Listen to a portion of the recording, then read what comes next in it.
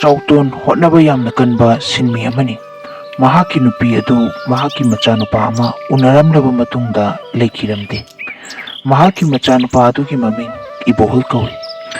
Baba chalukige ningthi zinane leramo lairika do phajana pathu baba ngana halakani horen aina halakpada ichagi kai lero haibano aigi angka hotnaba khata leitre baba adu mayam lero nga chaubo masu lero nga chadaba kuire baba haiduna hairaklamai lairabo mapana machana haiba adu ngamnaba matam pumbada hotnarami mayada hukadaba chak chakhom ama phawba machada pijaduna mi ama oinaba yamna wana semake awaba amata machanupada khangalamde Chauton mahaki nupi laikhidraba matungda mahaki machanupagi damakta khallaga mahak makhatana yumpan khidi amadi mahak afang bathabak suduna khul amadagi khul amada chatuna yamna wana tabak theki mahaki hotna jamanna machanupa adu mi ama oiba ngamjarami matam asum hauki machanupa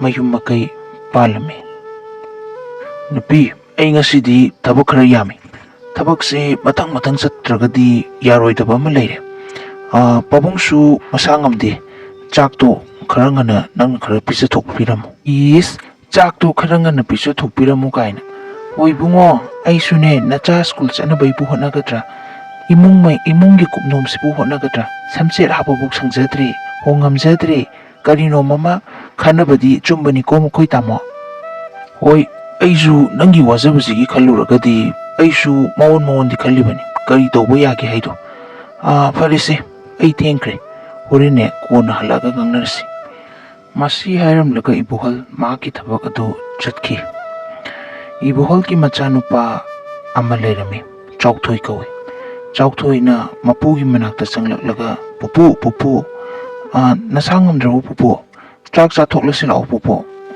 kaidorage nasangam drabu haiduna leiringai tanja duda mamana ngang duna changi bunga la chak cha tho lo nang hongwak su to gutu belai buto tok tho lo mama pupu sinare baba da phone to duna pupu gi hidak leiru ona amukta haiku loksu yamna khuyi amukta haiku is haibireda nang hayingai mai manakta changba yaroi ko mana narise kum leinani ko ahan oibagi leina siramdai da nab leinani nangna ne khangba natti maina pajagini lao hayengai changba yade ko aidi han haibiduni mokoi tamo nangi napa hanuba sina angang se kauksin duna mahaki kum leina se namdana longna handuriye ahu na amtoiba angang se kauksin dana aidi ne hayeng angang se narakladi yaroidabani ko kari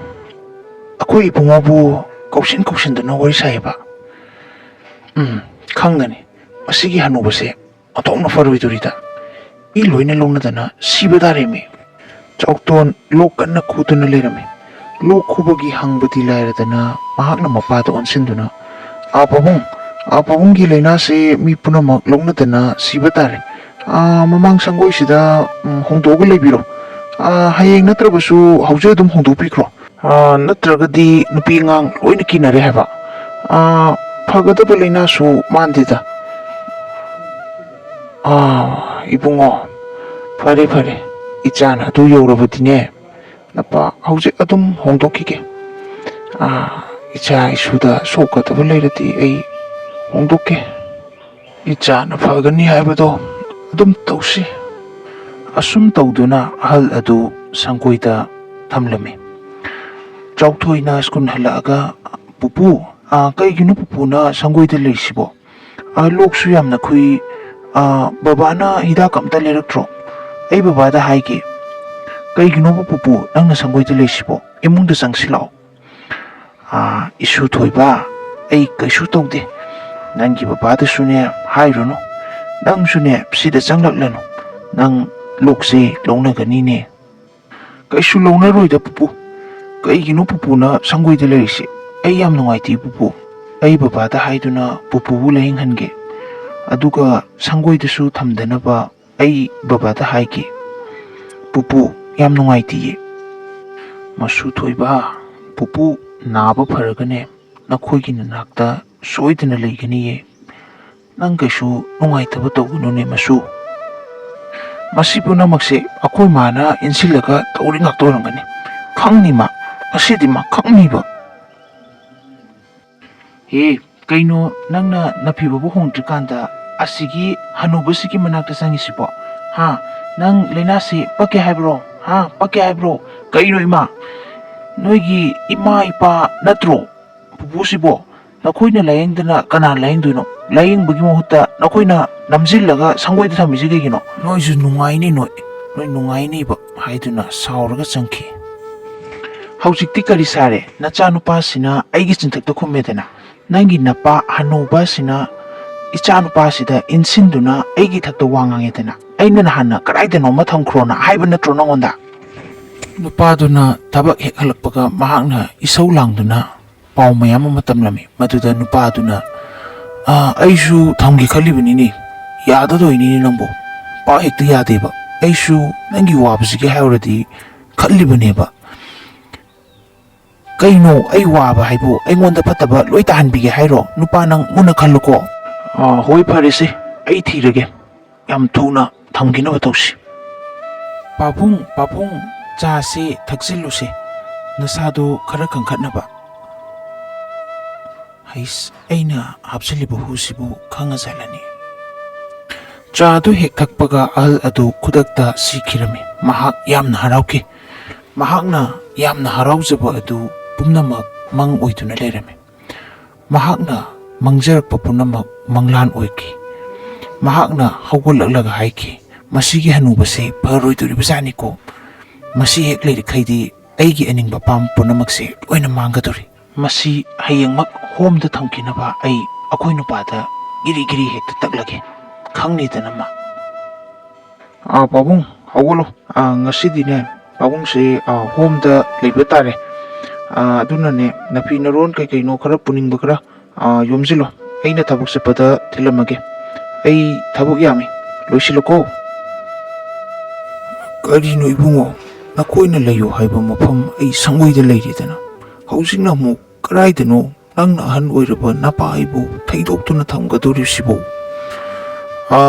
खंदे लोइसिलमो पाबुंगी फनबने coin तोइसे पुनमकी याइफनबनेबा खरमुना खलुनि अहलमोइना लोइसिलो अई थेंबा याबा नते अइनने संगी कांसिदा थिंबिरमगे लोइसिलो कराइदनो हाइबा नंगना इबु पोगदोरिसिबो फरे नंगना अदु याम लेहनिंद्रगदी आई चलगे पाबुंग कोइना आइना हाइसे पुनमकी फनबने पाबुंगबु सिदा याम लेहनिंदबई वानते पाबुंगसु इथंता स्वाइदा नुंसुक नुंजानरा लेदु शरपुदी आदा पाबुंगगुंबा अहलमन मयाम लेबनी मखोइगा पुना लेमिनो सि हाइदुना इबुल थोखिरमे चौथोइदी मपागी मतौ अदु मुन्ना येंगजदुना वा अमा फावबा ngang यामना नुंगाइतना लेप्तुना येंगलमी उपाय लेत्रबा चौक्तोन मचानुपाना हाइबा मफमदुदा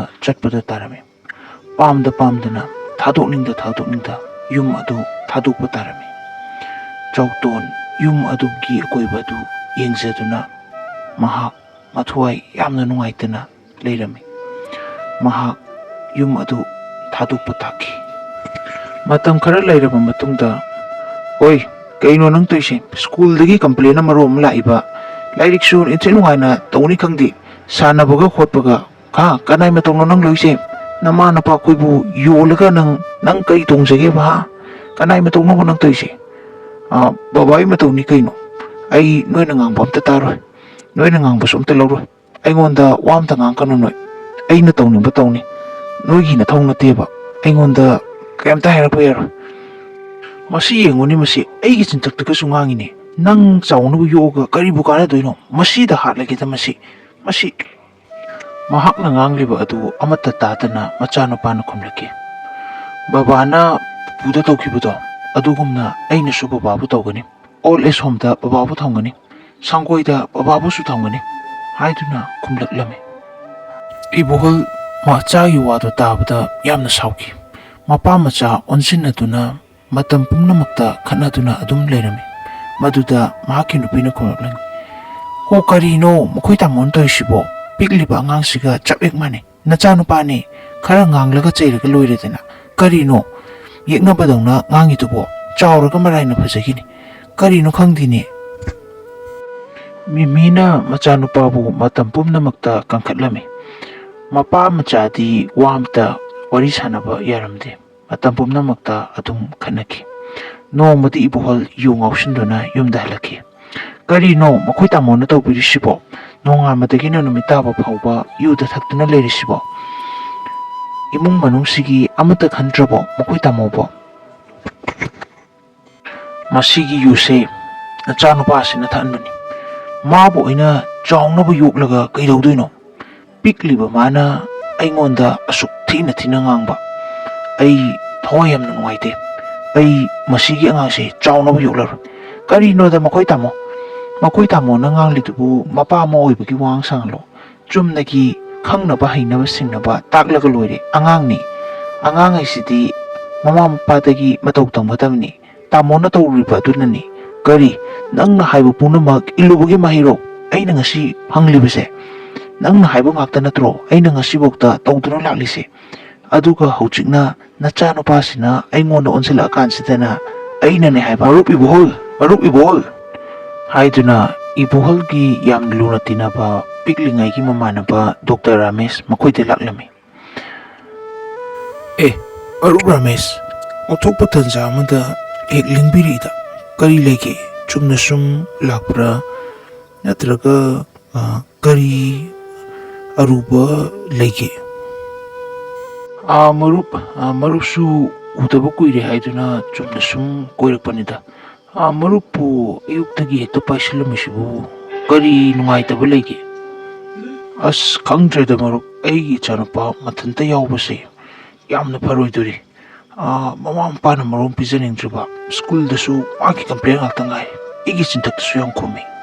Karino ni marup hoina matau karamna angang takpi tampigi. Haibadi angang ama phanba haibasi akoigi mama mapa oiribasingi role yamna chawi hairiba. Khangdi itaw mase yamna phattaba angangdi oiramdabani. Matau karamna no aisu khanghaudre. Matam kharati aisu mawanda mai onsinba sangudre. Dudi kadaida yaradagini itaw. Angang aisidi apitpa lekhonggumani. Akoina semningma mawngda sembiye. Aduga moidi matau tambasu yamna thubani. Afobana karino pattabana karino makoydi khangba natte. Akoibasida uriba surroundingsi hekta tamgadoribani haiba. Rameshna ibuholda nakoinana yeituna ngangba hauraklame. Maduda ibuholna Hoi Ramesh, aisu asoiba kharadi lekre.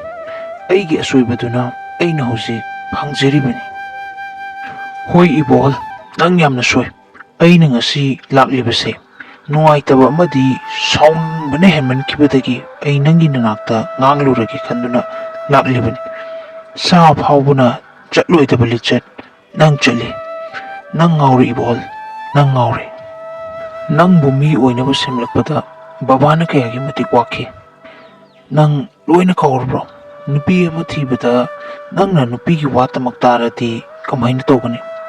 Nangna chatliba lisat sidi mi amana chatpa lisat nate. Nang bumi ama oinaba sembiraiba mitna uba isormakni hainariba ima ipabu nangna all age home da thamjanba. Nang pap soidan pugani ibol. Nang pap soidan pugani. Nangisu nachanupa hauridana. Nang soidana phangakani. Nangi kokpanga maroidaba papase pabungi mafamda chattuna nang lali haiduna haijaruchu. Tuga nangi ngakpifam thoktraba papase kharada orisu kokpanga bu oijo. Ramesh, aina pabungi manakta chattuna haijarabati pabungna aibu haujipo ngakpirakhidro. Ngakpirakhidra. Jagat sangsara sida machana ngakpiyu haijaba matamda ngakpiyuba ngamoidaba mama mapa leite. Nangbu ngasisu all age home da pabungna mikup amatabu uzerabati haiduna khaurangna ngaihauri. Nang chalo ibol, nang chalo. Pabung, nachalanjari pabung. Nachana pabunggi mafamda chatloidaba ichat sasat ꯆꯠꯈꯤꯕ ꯑꯗꯨ ꯄꯥꯕꯨꯡꯅ ꯑꯃꯨꯛꯇꯗꯤ ꯉꯥꯛꯄꯤꯌꯨ ꯄꯥꯕꯨꯡ, ꯅꯆꯥ ꯁꯣꯏꯈ꯭ꯔꯦ, ꯃꯇꯨꯡꯗ ꯇꯧꯖꯔꯔꯣꯏ. ꯄꯥꯕꯨꯡ, ꯅꯃꯧꯕꯨꯁꯨ ꯉꯥꯛꯄꯤꯔꯝꯃꯨ. ꯅꯃꯧꯅ ꯋꯥꯈꯜ ꯊꯤꯟꯕꯤ ꯑꯣꯏꯔꯨꯕꯅ ꯈꯨꯗꯤꯡꯃꯛ ꯑꯁꯤ ꯊꯣꯛꯈ꯭ꯔꯤꯕꯅꯤ. ꯅꯃꯧꯕꯨ ꯑꯃꯨꯛꯇꯗꯤ ꯉꯥꯛꯄꯤꯌꯨꯅꯤ ꯄꯥꯕꯨꯡ. ꯅꯃꯧ ꯌꯥꯝꯅ ꯁꯣꯏꯈ꯭ꯔꯦ. ꯏꯃꯧꯅ ꯀꯔꯤꯒꯤ ꯁꯣꯏꯔꯨꯅꯤ? ꯏꯃꯧ ꯁꯣꯏꯗꯦ, ꯏꯃꯧ ꯂꯥꯟꯗꯦ. ꯅꯈꯣꯏꯅ ꯉꯁꯤ ꯏꯄꯥꯅ ꯁꯤꯗ꯭ꯔꯤꯉꯩ ꯑꯁꯤꯗ ꯅꯈꯣꯏꯒꯤ ꯅꯁꯛꯇꯣ ꯑꯃꯨꯛꯇꯪ ꯎꯍꯟꯕꯤꯔꯤꯕꯁꯦ, ꯁꯤꯃꯨꯛ ꯄꯦꯟꯕ ꯂꯩꯇ꯭ꯔꯦ. ꯄꯥꯕꯨꯡ, ꯀꯔꯤꯅꯣ ꯁꯤꯕ ꯀꯥꯏꯅ ꯍꯥꯏꯕꯤꯔꯤꯗꯨꯕꯨ? ꯄꯥꯕꯨꯡ, ꯅꯆꯥ ꯑꯩꯈꯣꯏꯕꯨ ꯋꯥꯔꯧꯕꯤꯔꯤꯕ꯭ꯔꯣ? ꯅꯆꯥ ꯑꯩꯈꯣꯏꯕꯨ ꯑꯃꯨꯛꯇꯗꯤ ꯉꯥꯛꯄꯤꯌꯨ. ꯀꯩꯗꯧꯕꯒꯦ? ꯌꯨꯝꯗ ꯍꯜꯂꯁꯤ. ꯉꯁꯤꯗꯤ ꯄꯥꯕꯨꯡꯕꯨ ꯂꯧꯕ ꯂꯥꯛꯆꯔꯕꯅꯤ. ꯌꯨꯝꯗ ꯍꯜꯂꯁꯤ ꯄꯥꯕꯨꯡ. ꯅꯨꯄꯥ ꯃꯆꯥ, ꯄꯥꯕꯨꯡꯅ ꯅꯈꯣꯏꯕꯨ ꯋꯥꯔꯧꯕ ꯀꯔꯤꯝꯇ ꯂꯩꯇꯦꯀꯣ. ꯑꯩꯅ ꯉꯥꯛꯄꯤꯔꯕꯅꯤ. ꯑꯗꯨꯕꯨꯅꯦ, ꯌꯨꯝꯗ ꯍꯟꯁꯦ ꯍꯥꯏꯕꯗꯨꯃꯗꯤ ꯅꯈꯣꯏ ꯍꯥꯏꯔꯅꯨ. ꯅꯄꯥ ꯃꯐꯝ ꯑꯁꯤꯗ ꯂꯩꯕ ꯍꯩꯅꯔꯦꯅꯦꯍꯦ. ꯄꯨꯄꯨ, ꯅꯁꯨꯕꯨ ꯅꯨꯡꯁꯤꯗ꯭ꯔꯣ ꯄꯨꯄꯨ? ꯄꯨꯄꯨ, ꯌꯨꯝꯗ ꯆꯠꯁꯦꯕ ꯄꯨꯄꯨ. ꯄꯨꯄꯨ ꯂꯩꯇꯕꯁꯤ ꯑꯩ ꯀꯌꯥꯝ ꯅꯨꯡꯉꯥꯏꯇꯦ ꯈꯪꯕ꯭ꯔꯥ? ꯑꯩ ꯀꯌꯥꯝ ꯋꯥꯏ ꯈꯪꯕ꯭ꯔꯥ ꯄꯨꯄꯨ? ꯌꯨꯝꯗ ꯆꯠꯁꯦꯕ ꯄꯨꯄꯨ. ꯌꯨꯝꯗ ꯆꯠꯁꯦ. ꯃꯁꯨ ꯊꯣꯏꯕ, ꯄꯨꯄꯨꯒꯤ ꯌꯨꯝꯗꯤ ꯃꯁꯤꯗꯅꯤꯅꯦꯍꯦ. ꯏꯁꯨꯅ ꯄꯨꯄꯨꯕꯨ ꯅꯤꯡꯁꯤꯡꯂꯛꯄ ꯃꯇꯝꯗ ꯃꯐꯝꯁꯤꯗ ꯍꯦꯛ ꯍꯦꯛ ꯂꯥꯛꯎꯅꯦ. ꯄꯨꯄꯨ, ꯅꯈꯣꯏꯒꯤ ꯌꯨꯝꯗꯨꯗꯗꯤ ꯄꯨꯄꯨ ꯑꯃꯨꯛ ꯍꯟꯅ ꯆꯠꯅꯤꯡꯗ꯭ꯔꯦꯅꯦꯍꯦ. ꯄꯨꯄꯨꯒꯤ ꯃꯔꯨꯞꯁꯤꯡ ꯃꯐꯝꯁꯤꯗ ꯂꯣꯏꯅ ꯂꯩꯅꯤ. ꯄꯨꯄꯨ ꯃꯐꯝꯁꯤꯗ ꯄꯨꯟꯁꯤ ꯑꯁꯤ ꯂꯦꯟꯈ꯭ꯔꯒꯦꯅꯦ ꯃꯁꯨ ꯊꯣꯏꯕ. ꯌꯥꯔꯣꯏ ꯀꯩꯁꯨ. ꯄꯨꯄꯨ, ꯅꯪ ꯑꯩꯕꯨ ꯅꯨꯡꯁꯤꯗ꯭ꯔꯣ ꯄꯨꯄꯨ? ꯑꯩꯕꯨ ꯅꯨꯡꯁꯤꯗꯕꯒꯤꯔ ꯌꯨꯝꯗ ꯍꯟꯁꯦ ꯍꯥꯏꯕ ꯌꯥꯗ꯭ꯔꯤꯁꯦ? ꯑꯩꯕꯨ ꯅꯨꯡꯁꯤꯔꯕꯗꯤ ꯌꯨꯝꯗ ꯆꯠꯁꯦ ꯄꯨꯄꯨ. ꯌꯨꯝꯗ ꯆꯠꯁꯦ. ꯃꯁꯨ ꯅꯨꯄꯥꯅ ꯀꯞꯇꯨꯅ ꯍꯥꯏꯖꯃꯟꯕꯗꯒꯤ ꯆꯥꯎꯇꯣꯟꯒꯤ ꯊꯃꯣꯏ ꯄꯨꯕ ꯉꯝꯈꯤꯗ꯭ꯔꯦ. ꯃꯍꯥꯛ ꯃꯌꯨꯝꯗ ꯍꯜꯂꯛꯄꯗ ꯇꯥꯔꯝꯃꯤ. ꯅꯨꯃꯤꯠ ꯑꯗꯨꯗꯒꯤ ꯃꯈꯣꯏ ꯑꯃꯒ ꯑꯃꯒ ꯌꯥꯝꯅ ꯅꯨꯡꯁꯤ ꯆꯥꯟꯅꯅ, ꯌꯥꯝꯅ ꯅꯨꯡꯉꯥꯏꯅ ꯄꯥꯟꯈ꯭ꯔꯦ. ꯃꯇꯝ ꯄꯨꯝꯅꯃꯛꯇ ꯑꯩꯈꯣꯏꯕꯨ ꯆꯥꯎꯅꯕ, ꯑꯩꯈꯣꯏꯕꯨ ꯃꯤ ꯑꯃ ꯑꯣꯏꯅꯕ ꯁꯦꯝꯕꯤꯔꯛꯂꯤꯕ ꯏꯃꯥ ꯏꯄꯥꯅ ꯑꯍꯜ ꯑꯣꯏꯔꯛꯂꯕ ꯃꯇꯝꯗ ꯃꯈꯣꯏꯕꯨ ꯇꯥꯊꯤ ꯇꯑꯣꯏꯅ ꯈꯛ ꯇꯧꯕꯤꯔꯣꯏꯗꯕꯅꯤ. ꯏꯃꯥ ꯏꯄꯥ ꯍꯥꯏꯕꯁꯤ ꯃꯤꯠꯅ ꯎꯕ ꯏꯁꯣꯔꯅꯤ.